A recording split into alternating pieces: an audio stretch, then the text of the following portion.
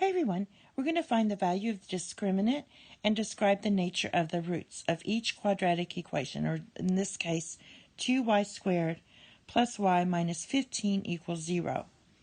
So let's solve the equation first by finding the discriminant. So the discriminant means, is it positive, negative, or does it equal 0? So our A equals 2. Our B,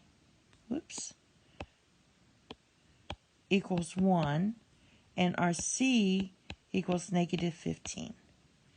So we're just going to do B squared minus 4AC and see what we have. So you have 1 squared minus 4 times A times C. All right, so this is going to be 1. 2 negatives make a positive. And we have 30 times 4 is 120. So this equals 121. Since this is a positive number, i.e. it's greater than 0, that means we have two distinct real roots as opposed to imaginary roots. So now that we have that, we can solve using the quadratic formula. So again, A was 2, B is 1, and C is negative 15. So let's write this out. We have x equals negative 1 plus or minus. We already know that our discriminant was 121 divided by 2 times 2.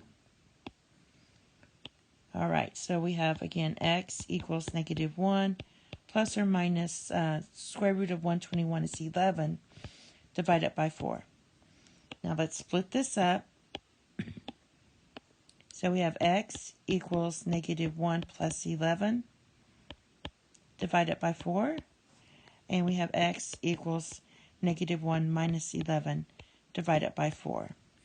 This gives you 10 divided by 4, which is 5/2.